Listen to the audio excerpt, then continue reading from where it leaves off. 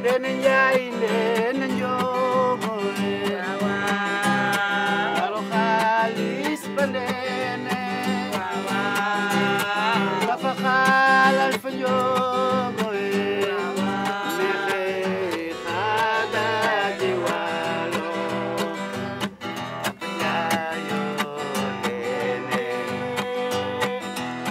Papa Njaayo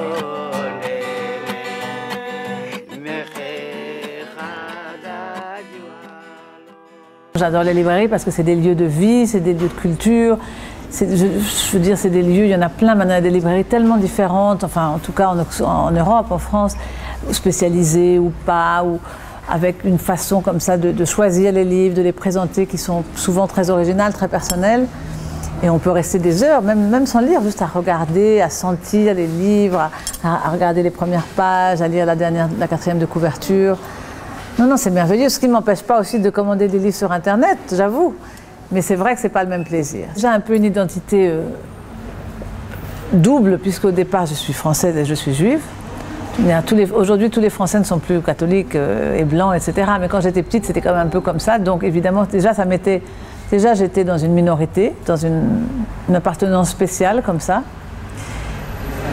Et puis, je sais pas, peut-être ça ne me suffisait pas, je suis allée chercher encore une autre appartenance, puisque je suis devenue sénégalaise. Plus je venais à Dakar, parce qu'à l'époque, j'habitais encore à Paris, plus je rêvais, en fait, de faire un roman policier qui se passe à Dakar. Et j'avais écrit là, juste après la sortie de ce premier livre, donc dans les années 2000, par là, j'avais écrit 3-4 scènes, vraiment quelques pages, une dizaine de pages, sans du tout savoir où ça me mènerait. J'ai laissé de côté, enfin, dans l'ordinateur, ça reste, maintenant, on ne perd rien.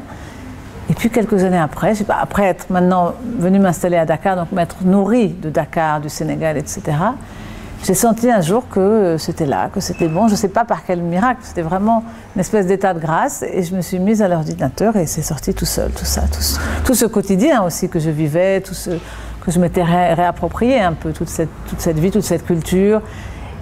Et je pense qu'effectivement, l'avantage que j'avais, c'est que j'étais à la fois dedans et un peu en décalage, puisque venant d'ailleurs, quoi. Mes romans, on m'a souvent dit, et je trouve aussi qu'ils sont des romans un peu de cinéaste, parce qu'il y a beaucoup de visuels, il y a beaucoup de... Je suis quelqu'un qui écrit avec mes yeux, enfin, qui regarde d'abord, voilà. Et puis, c'est une autre façon de raconter, c'est une autre façon aussi de travailler, c'est-à-dire que le cinéma, qu'il soit documentaire même, ça demande une équipe. En général, on est plusieurs, il y a du matériel, il faut trouver l'argent. C'est plus lourd, c'est plus collectif aussi. Alors que l'écriture, on n'a rien besoin de financer, on est tout seul devant son ordinateur.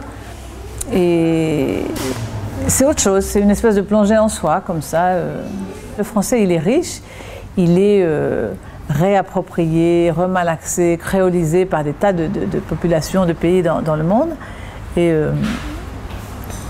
ça fait presque un nouveau français, parce qu'ici, je veux dire, il y a à la fois des mots wolof, il y a aussi des mots français qui sont souvent utilisés dans un autre sens, ou qui sont prononcés différemment. Mais c'est quand même le français, c'est comme ça qu'il vit et qu'il continue d'exister et de s'enrichir. Bon, moi, j'ai écrit un livre en français parce que je suis incapable d'écrire un livre en wolof et que je n'en ai même pas la prétention. Mais c'est vrai qu'il y a des expressions, il y a des mots qui sont intraduisibles, difficiles à traduire. Je parlais justement de ce mot. Le mot que je préfère, moi, en wolof, c'est ndeysaan. Ndeysaan, on peut le traduire selon le contexte, mais ndeysaan en soi, il n'y a pas une traduction, c'est impossible à traduire. Et il y a comme ça des mots, et puis peut-être que, aussi, en utilisant ces mots, en les gardant en wolof, je voulais vraiment faire partager ce monde, cette culture, ce Dakar, comme ça, où les gens passent d'une langue à l'autre tout le temps. Et puis ces mots avec leur, j'allais dire, parce qu'ils sont saf, justement, je ne sais pas, avec leur saveur. Il y a des fois, ça me vient même moi en wolof. Hein. Ces mots qu'on ne peut pas vraiment traduire en leur donnant la même saveur, la même sensualité. Ça m'est paru évident. Moi, je revendique ça totalement. Je revendique que de m'être enrichie au contact de notre culture, d'autres façons de penser, d'autres façons de parler. À la limite, j'ai presque l'impression d'en avoir un peu fait le tour. Maintenant, je suis prête à aller ailleurs encore pour découvrir d'autres contrées et d'autres univers.